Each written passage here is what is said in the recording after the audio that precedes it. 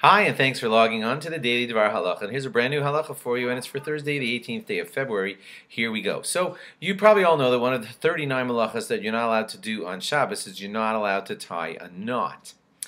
Okay, now I'm going to show you some situations where you're like, okay, I don't tie knots, I'm fine. But mistakenly, you can fall into the trap of being guilty of this malacha if you're not careful on the following things. Like, for example, let's say you are tying a twist tie around something that you're putting away on Shabbos, and you tie that twist tie really well, you know, a lot of turns. It's certainly not exactly a knot, but rabbis debate whether these twist ties should be considered something that is considered like tying a knot or not, N-O-T. So there are some rabbis who say not to twist ties on Shabbos. There are a lot of rabbis who say that it is okay to twist ties on Shabbos.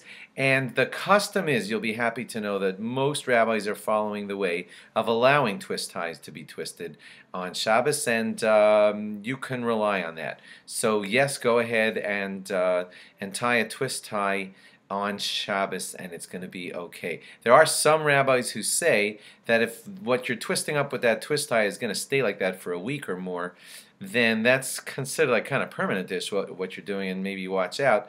Also, you might want to speak to your rabbi about how many times to turn that twist tie. Here and there, some rabbis say, okay, use a twist tie, but don't over twist it. So I'm just making you aware of it is what I really want to do, that some rabbis are yes, some rabbis are no. Most of the rabbis are allowing twist ties, but don't make it over permanent, don't make it over twisted.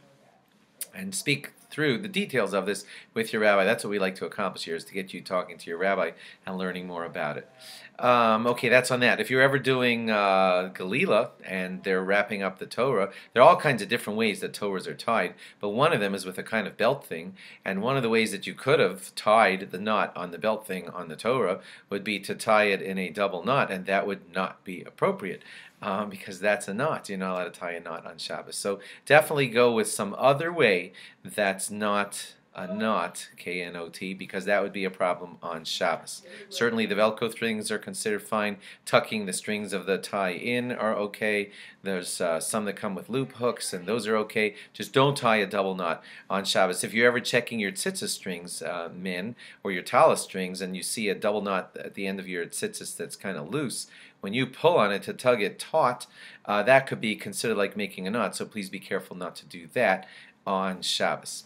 Lastly, just veering off topic a little bit, we were on the preparation and Shabbos and all that, so I just want to grab in one more that was kind of apropos to yesterday, which is if you're having a party on Motzoi Shabbos, after Shabbos, and you want to start setting up the chairs and or tables for the Saturday night party, and you want to do that on Shabbos, that's not allowed, because that is like preparing for after Shabbos on Shabbos, which, as we have explained to you, is not appropriate. So please don't be caught doing that on Shabbos. Thanks for logging on, and log on again tomorrow for more. Bye-bye.